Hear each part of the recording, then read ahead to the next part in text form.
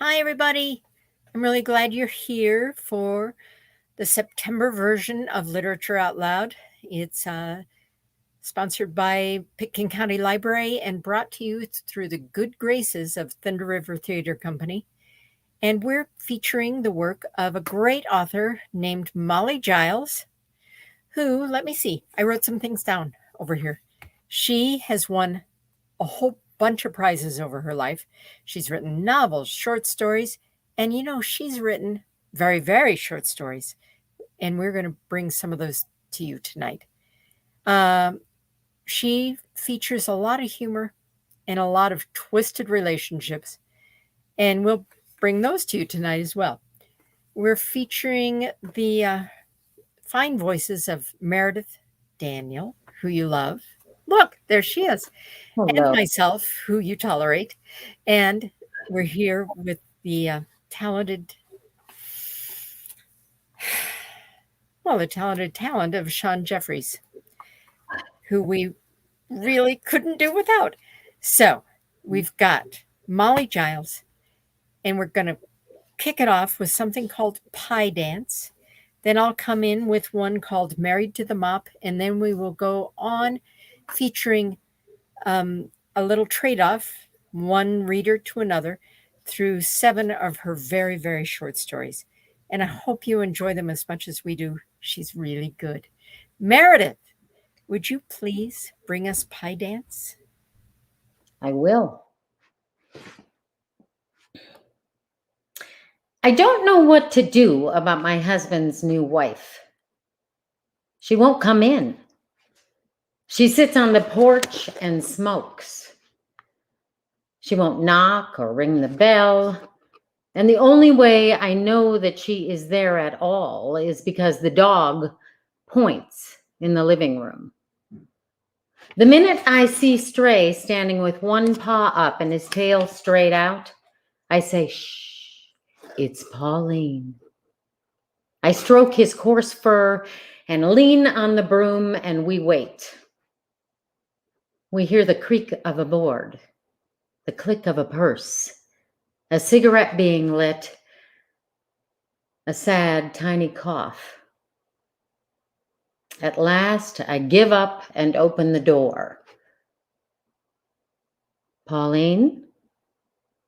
The afternoon light hurts my eyes. Would you like to come in? No, says Pauline.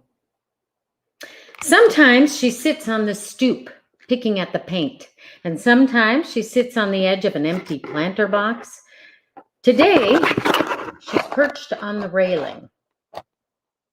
She frowns when she sees me and lifts her small chin. She wears the same black velvet jacket she always wears, the same formal silk blouse, the same huge dark glasses. Just passing by, she says. I nod. Pauline lives 30 miles to the east, in the city with Conrad. Passing by would take her one toll bridge, one freeway, and 2 backcountry roads from their flat. But lies are the least of our problems, Pauline's and mine. So I nod again, bunch my bathrobe a little tighter around my waist, try to cover one bare foot with the other, and repeat my invitation. She shakes her head so vigorously, the railing lurches. Conrad, she says in her high young voice, expects me. You know how he is. I do. Or I did. I'm not sure I know now. But I nod, and she flushes, staring so hard at something right behind me that I turn too, and tell Stray, who is posing in the doorway, to cancel the act and come say hello. Stray drops his front paws and pads forward, nose to the ground. Pauline blows smoke into the wisteria vine and draws her feet close to the railing. What kind is it? she asks, looking down. I tell her we don't know. We think he's part Irish setter and part golden retriever. What happened was someone drove him out here to the country and abandoned him, and he howled outside our house until one of the children let him come in.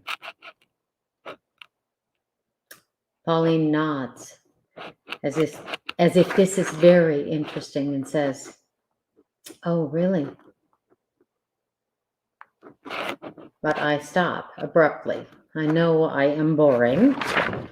I am growing dull as Mrs. Dixon, Conrad's mother, who goes on and on about her poodle and who, for a time, actually sent us birthday cards and Christmas presents signed with a poodle paw print. I clasped the broom with both hands and gazed fondly at Stray. I am too young to love a dog. At the same time, I am beginning to realize there isn't much to love in this world. So when Pauline says, "Can it do tricks?" I try to keep the rush of passion from my eyes.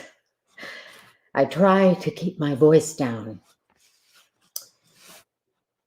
He can dance, I admit. How great, she says, swaying on the railing. Truly great. Yes, I agree. I do not elaborate. I do not tell Pauline that at night, when the children are asleep, I often dance with him. Nor do I confess that the two of us, Stray and I, have outgrown the waltz and are deep into reggae. Stray is a gay and affable partner, willing to learn, delighted to lead.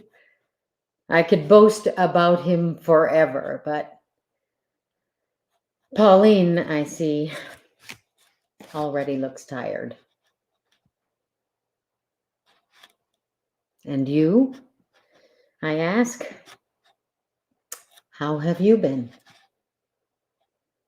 For answer, she coughs, flexing her hands so the big gold wedding ring flashes a lot in the sun. She smiles for the first time and makes a great show of pounding her heart as she coughs. She doesn't look well. She's lost weight since the marriage and seems far too pale. Water? I ask. Or how about tea? We have peppermint, jasmine, mocha, and lemon. Oh, no, she cries, choking. We've honey and cream. Oh, no, but thank you so much. After a bit, she stops coughing and resumes smoking. And I realize we are both staring at Stray again. People, Pauline says with a sigh, are so cruel, don't you think? I do. I think, yes. I tell her Stray was half starved when we found him, and mangy. He'd been beaten and kicked, but we gave him raw eggs and corn oil for his coat and had his ears sewn up and took him to the vet for all the right shots, and look at him now. We continue to look at him now. Stray, glad to be noticed and flattered, trots to the driveway and pees on the wheel of Pauline's new Mustang. Of course, I complain he's worse than a child. Pauline bows her head and picks one of Stray's hairs off her black velvet jacket. I guess, she says. She smiles. She really has a very nice smile. It was the first thing I noticed when Conrad introduced us. It's a wide smile, glamorous and trembly like a movie star's. I once dreamt I had to kiss her, and it wasn't bad. I didn't mind. In the dream, Conrad held us by the hair with our faces shoved together. It was claustrophobic, but not at all disgusting. I remember thinking when I awoke, poor Conrad. He doesn't even know how to punish people, and it's a shame because he wants to so much. Later, I noticed that Pauline's lips, when she's not smiling, are exactly like Conrad's. Full and loose and purplish, sad. I wonder if when they kiss, they feel like they're making a mirror. I would. Whether the rest of Pauline mirrors Conrad is anyone's guess. I've never seen her eyes, of course, because of the dark glasses. Her hair is blonde and so fine that the tips of her ears poke through. She's scarcely taller than one of the children, and it is difficult to think of her as Conrad's executive assistant. She seems a child, dressed up. She favors what the magazines call the layered look. I expect because she is ashamed of her bottom. She has thin shoulders, but a heavy bottom. Well, I want to tell her, who is not ashamed of their bottom? If not their bottom, their thighs or their breasts or their wobbly female bellies. Who among us is perfect, Pauline? Instead of saying a word of this, of course, I sigh and say, some days it seems all I do is sweep up after that dog. Stray, good boy, rolls in dry leaves and vomits some grass. As if more were needed, as if Stray and I together are conducting an illustrated lecture, I swish the broom several times on the painted porch floor. The straw drapes my toes. What Pauline doesn't know, because I haven't told her and because she won't come inside, is that I keep the broom by the front door for show. I keep it to show the Moonies, Mormons, and Jehovah's Witnesses who stop by the house that I've no time to be saved, can't be converted. I use it to lean on when I'm listening, lean on when I'm not. I use it to convince prowlers of my prowess and neighbors of my virtue. I use it for everything, in fact, but cleaning house.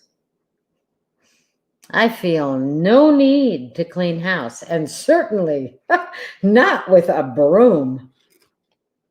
The rooms at my back are stacked to the rafters with dead flowers and song sheets, stuffed bears and birds' nests, junk mail and seashells. But to Pauline, perhaps, my house is vast, scoured, and full of light. To Pauline, perhaps my house is in order. But who knows with Pauline? She gives me her beautiful smile, then drops her eyes to my bathrobe hem and gives me her faint, formal frown. She pinches the dog hair between her fingers and tries to wipe it behind a leaf on the yellowing vine. I don't know how you manage, is what she says. She shakes her head. Between the dog, she says, grinding her cigarette out on the railing, and the children. She sits huddled in the wan, freckled sunlight with the dead cigarette curled in her palm of her hand. And after a minute, during which neither of us can think of one more thing to say, she lights up another. It was the children, she says at last, I really wanted to see.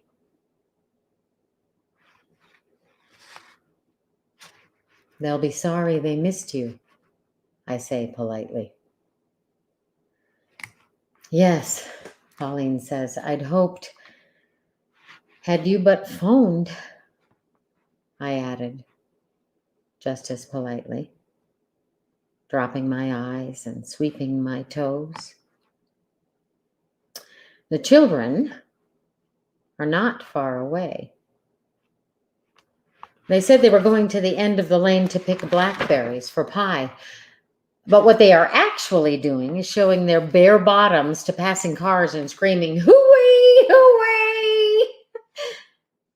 I know this because little Dixie Stedman, who used to babysit before she got her master's degree in female processes, saw them and called me. Why are you letting your daughters celebrate their femininity in this burlesque? Dixie asked. Her voice was calm and reasonable, and I wanted to answer, but before I could, there was a brisk papery rustle, and she began to read rape statistics at me. And I had to hold the phone at arm's length, and I finally put it to Stray's ear, and even he yawned, showing all his large yellow teeth. And then I put the receiver down very gently, and we tiptoed away. What I'm wondering now is what hooey means. I'd ask Pauline, who would be only too glad to look it up for me. Her curiosity and industry made her, Conrad said, an invaluable assistant right from the start. But I'm afraid she'd mention it to Conrad, and then he would start threatening to take the children away. He does that. He can't help it. It's like a nervous tick. He loves to go to court. Of course, he's a lawyer. He has to. Even so, I think he overdoes it. I never understood his rush to divorce me and marry Pauline.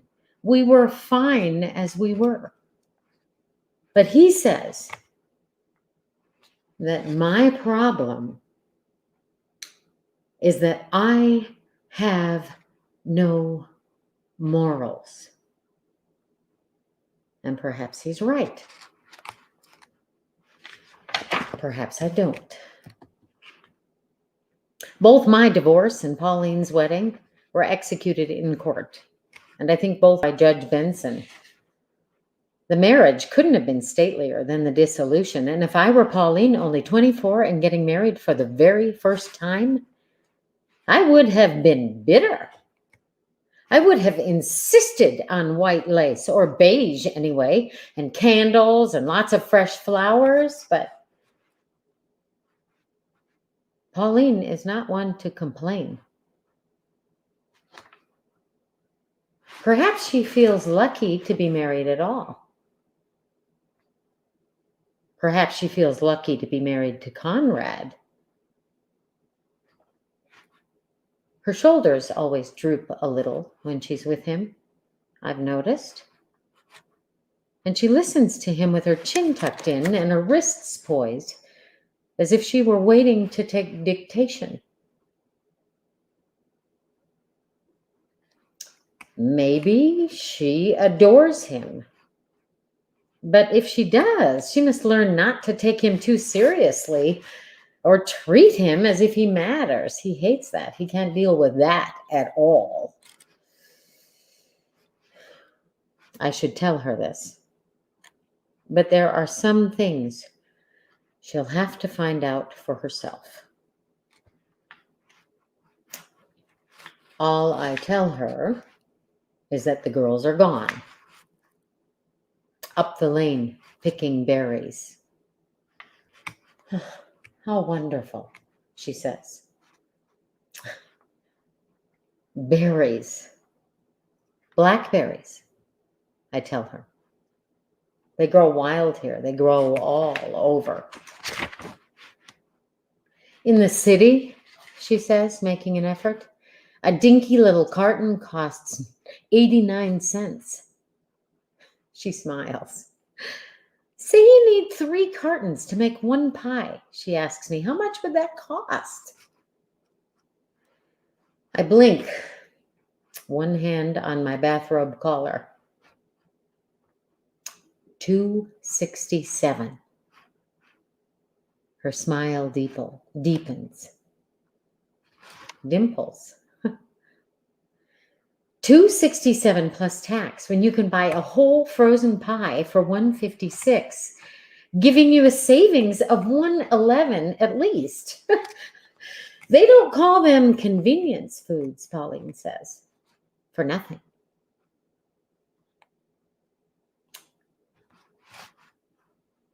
Are you sure? I ask after a minute. You don't want some tea? Oh, no. Some coffee? Oh, no. A fast glass of wine? She chuckles, tearful, but will not answer. I scan the sky. It's close, but cloudless. If there were to be a thunderstorm, and we often have thunderstorms this time of year, Pauline would have to come in. Or would she? I see her, erect and dripping, defiant.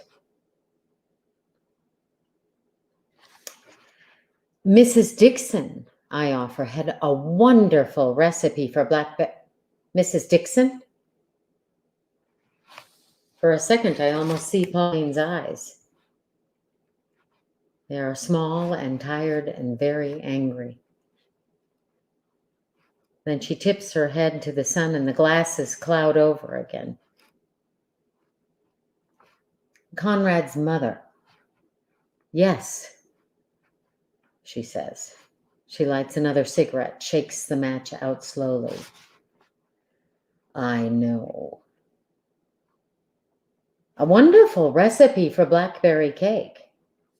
She used to say that Conrad never liked pie. I know. Just cake. I know. What I found out, Pauline, is that he likes both. We never eat dessert, Pauline says, her lips small and sad again. It isn't good for us, and we just don't have it. Stray begins to bark and wheel around the garden, and a second later, the children appear. Letty first, her blonde hair tangled and brambly like mine. Then Alicia, brown-eyed like Conrad, and then Sophie, who looks like no one unless... Yes. With her small, proud head a bit like Pauline. The children are giggling, and they deliberately smash into each other as they zigzag down the driveway. Oops, they cry with elaborate formality. Do forgive me. My mistake.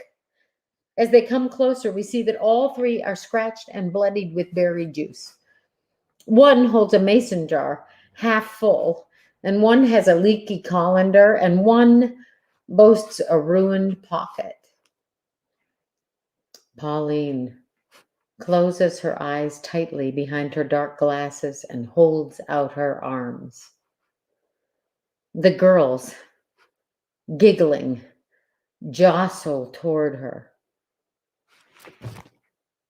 They're wild for Pauline. She tells them stories about kidnappers and lets them use her calculator. With each kiss, the wooden railing rocks and lurches. If these visits keep up, I will have to rebuild the porch, renew the insurance. I carry the berries into the kitchen, rinse them off, and set them to drain. When I come back outside, Pauline stands alone on the porch. Stains bloom on her blouse and along her outthrust chin. Come in, I urge, and wash yourself off. She shakes her head very fast and smiles at the floor. No, she says, you see, I have to go. The children are turning handsprings on the lawn, calling, watch me, me. A stray dashes between them, licking their faces. I walk down the driveway to see Pauline off. As I lift my hand to wave, she turns and stares past me toward the house. I turn too. See nothing. No one. Only an old wooden homestead covered with yellowing vines, a curtain aflutter in an upstairs window, a red door ajar on a dark brown room. Thank you, she cries. Then she throws her last cigarette onto the gravel and grinds it out and gets into her car and backs down the driveway and down the street and away.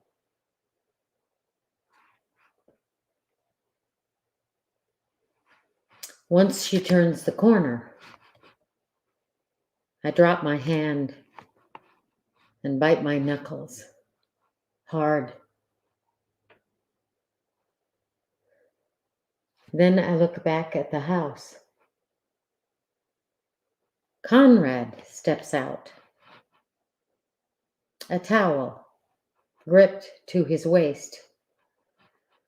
He is scowling, angry, I know, because he spent the last half hour hiding in the shower with the cat litter box and the tortoise.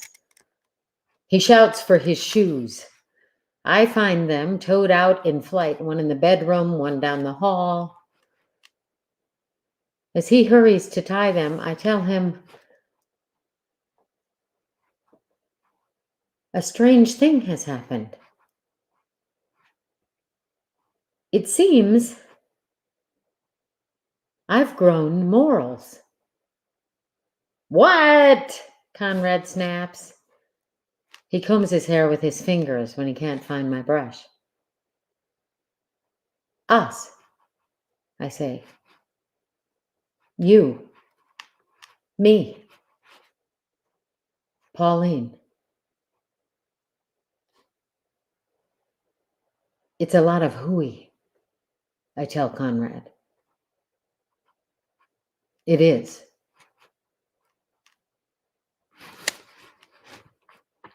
Conrad turns his face this way, that way, scrubs a space clear in the mirror.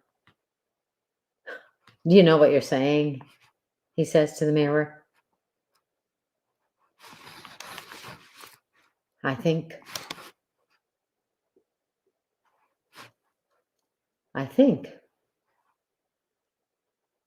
Yes. I know what I'm saying. I'm saying goodbye. I'm saying, go home.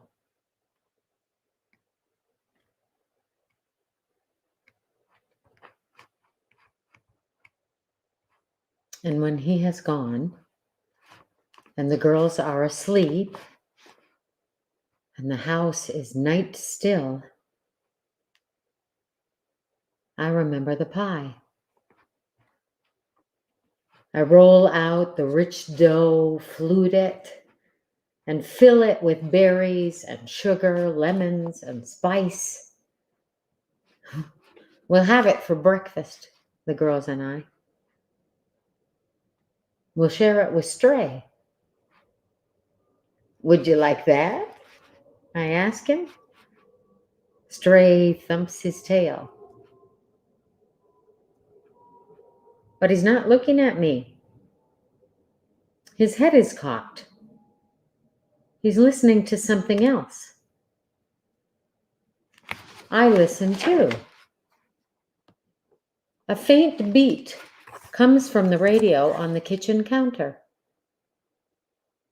Even before I turn it up, I can tell it's a reggae beat. Strong and sassy. I'm not sure I can catch it. Not sure I should try. Still, when Stray bows, I curtsy. And when the song starts, we dance.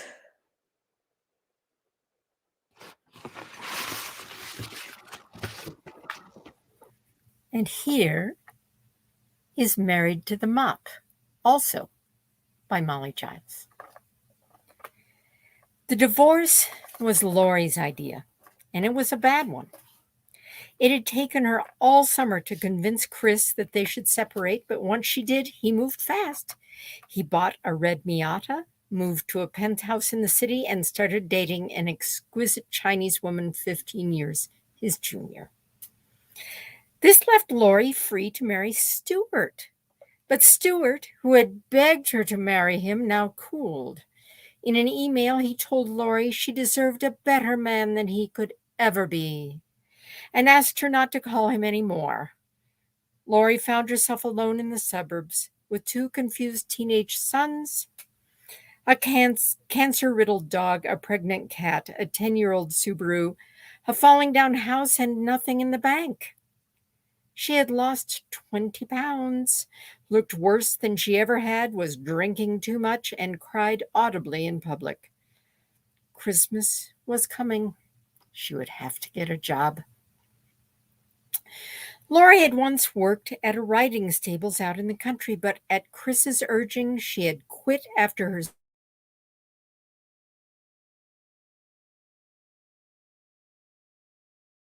too hostile to be a salesgirl, too undisciplined to be a personal trainer, too tearful to work in an office, and too scattered to serve drinks or wait on tables.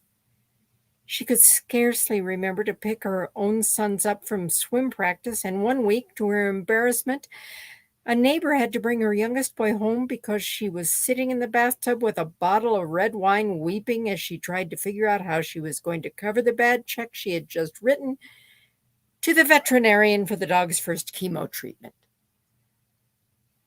It was while trying to scrub the circle of red Chianti off the white enamel rib of the tub that Lori got the idea.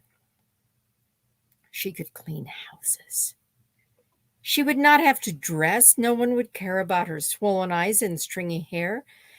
The physical exercise would be good for her, and she could arrange for her hours that she could be home before the boys returned from school. The boys, of course, were not to know. No one was to know. After all, there was something shameful about cleaning other people's houses. She posted an ad and began to work right away. Her first client was a silent woman in a muumuu who pointed out two of the biggest wall ovens Lori had ever seen, one set above the other with a broiler beneath. All three were black caves hung with thick, stiff, greasy stalactites. Lori gamely donned her rubber gloves and reached for the oven spray she had brought with her, but the woman raised a hand, touched her nose, and coughed. And Lori understood that she was allergic and that this was to be a chemical-free zone. She would have to clean the ovens with nothing but hot water and a sponge. It took 4 hours, with the woman sitting beside her the whole time reading a book by the Dalai Lama, and at the end, Lori was paid only half of what she had asked for. The next client asked her to clean a children's playroom. This was easy work Lori was used to, and she felt almost cheerful as she picked up and sorted transformer parts, loose beads, crayons, hair ornaments, and Legos. She crawled under a bookcase to receive a diaper filled with feces, tottered on a chair to bat a deflated balloon down from the ceiling, carted out fossilized food finds, shook out shag rugs, hung up countless tutus and Spider-Man costumes. She had the place immaculate. By the time children, home from an outing, poured into the room, and she watched in amazement as in 2 seconds flat they demolished it. Well, this was a waste of time, their mother observed, peeping in, and Lori again had to pocket less than she'd asked for. She saw another client that same afternoon, an old man who followed her around as she vacuumed his apartment, touching her hips with his light old hand. Her final client that week was a single woman her age, with a glassy condo overlooking the lake, a refrigerator full of champagne, steak, and chocolate, and 2 closets full of designer clothes. And that job, of course, despite the easy work and full pay, was the hardest. They were all hard, not because of the work, because of the people. Lori liked creating calm out of chaos, but she was not used to being treated like a servant. Because of her dark hair and olive skin, she was often assumed to be Hispanic. She was spoken to in either loud English or execrable Spanish, which out of pride she sometimes corrected under her breath.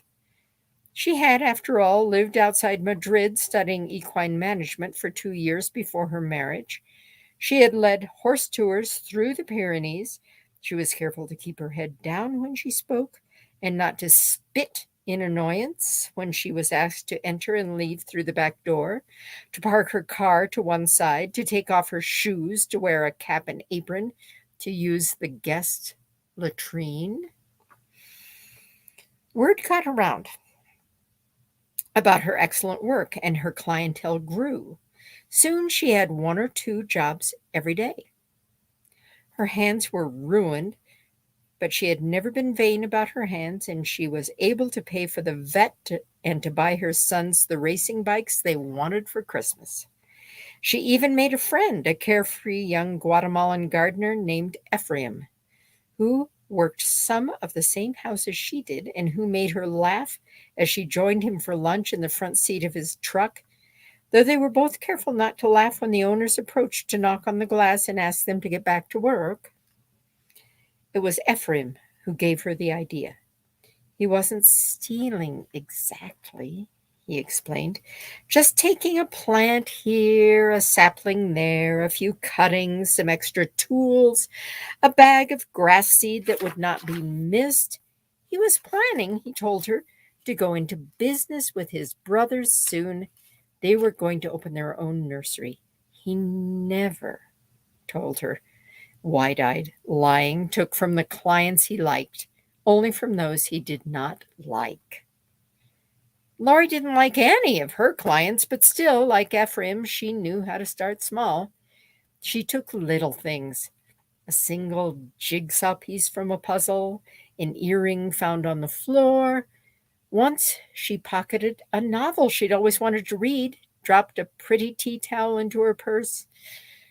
When the old man who tried to touch her when she vacuumed reached for her hip, she calmly pivoted, held out her hand, and demanded $100, which he promptly paid that week and every week thereafter. She began to feel more at home in the home she felt least welcome in. She helped herself to food she found in the refrigerators, ate it bouncing gently on king-size beds while watching television, pirated medicine cabinets, dabbed expensive perfumes behind her ears, opened drawers, entered closets, tried on dresses, shoes, furs, wigs. She loosened light bulbs, reset alarm clocks, dismantled remote controls, reprogrammed computers, poured antacid pills into antidepressant files, rinsed toothbrushes out in the toilet. She was going a little crazy, she knew, but at least she had gained some weight, was drinking less, sleeping better, and no longer wept in the bathtub. She might have continued like this indefinitely, but one morning her ad was answered by Stuart. The same Stuart who had begged her to leave Chris and marry him. Stuart wanted someone to prep his house while he and his young bride-to-be were out tasting wedding cakes. His fiancée had not yet seen his house, he wrote, and he wanted everything to look perfect. Perfect? Lori wrote back. I can do perfect. She drove up to his house on the appointed day, found the key where he'd left it under the mat, and got to work.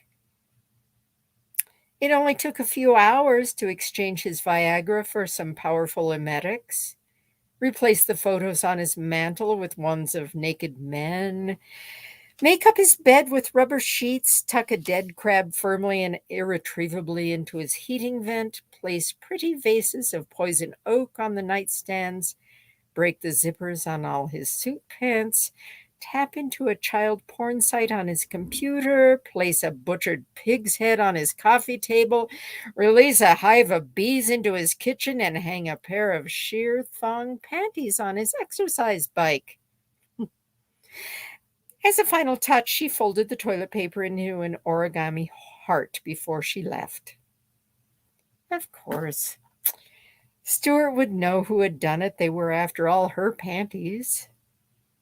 And as Lori sat with the 5 new kittens on her lap and the dog at her feet the next morning, she realized that she was going to have to find another line of work. As if to agree, the dog started to whimper, reminding her of his appointment at the animal hospital the next day. The hospital waiting room was, as always, a mess, and Lori automatically began to tidy as she waited, arranging the magazines, wiping fingerprints off the glass aquarium, straightening the heartworm and tick posters on the walls, going out to her car to get some of her equipment, and sweeping and mopping up the loose tufts of animal hair. A distraught Yorkie owner came in with an anorexic yapper that Lori coaxed into eating a biscuit. A teenager came in with a ferret which escaped, and a retiree came in with a tabby cat which chased the ferret, both of which Lori deftly caught and calmed. When Dr. Ramirez returned to tell her the chemo had been successful and her damn dog would live a little longer, he looked around with approval. I need an assistant, he said. Interested? He held out his hand. It had been so long since anyone had held out a hand in simple democratic friendship that at first Lori didn't know what to do with it. And if Dr. Ramirez noticed anything in her palm when she finally roused herself to shake back, he was too polite to mention it. And anyway, the next day at work, Lori dropped the tiny ceramic castle back into the aquarium, holding her breath as it wobbled, then settled upright on the clean, bright sand.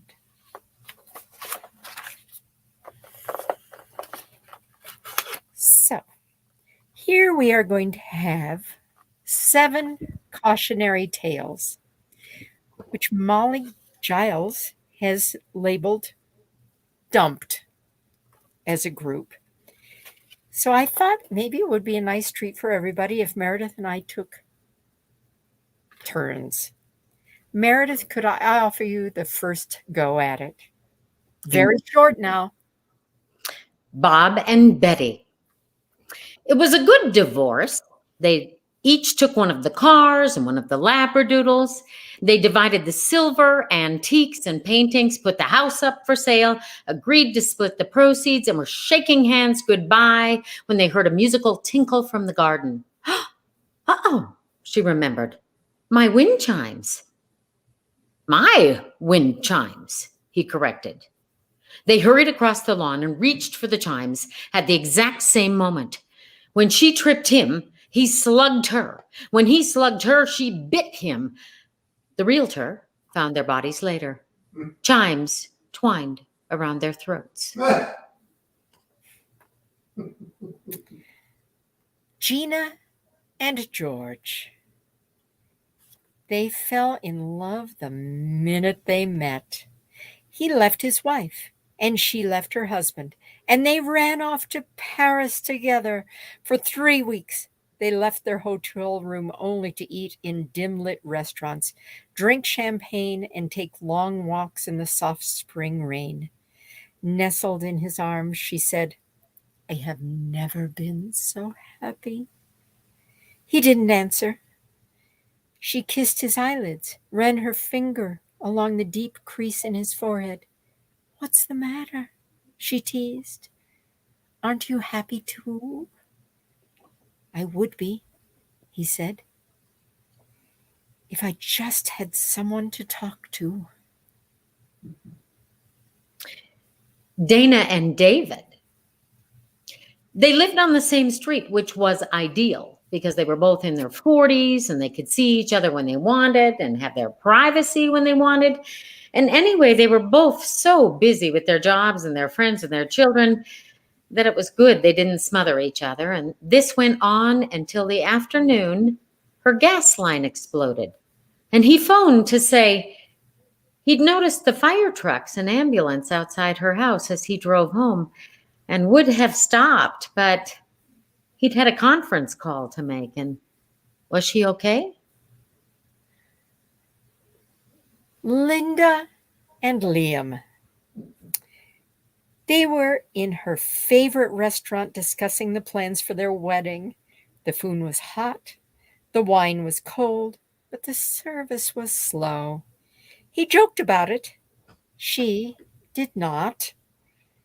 They had plenty of time, he said. Their whole lives were before them, so what did it matter if the check was late? He watched her twist her engagement ring. Don't do it, he thought. But she did. As she'd done so often before, she raised her arm, snapped her fingers, and whistled for the waitress. He had no other choice. He rose, kissed her goodbye, and walked out. Kim and Krishna. She went trekking in Nepal and became infatuated with her Sherpa, a bright and eager young man who spoke perfect English. He was so curious about America that she invited him to come live with her in Berkeley. She would educate him, she said. She would put him through the university and see that he had a successful career. She sent him some money for new clothes and a ticket. But when she saw him step off the plane in a white leather suit, ostrich skin boots, and a cowboy hat, he slipped through the crowd and drove home alone. Tom and Tilda. He had married the old woman for her money, so perhaps it served him right that for the next 20 years he had to wait on her hand and foot. When she finally died, her will stipulated that he would not get a single cent until he returned her ashes to Munich, the place of her birth.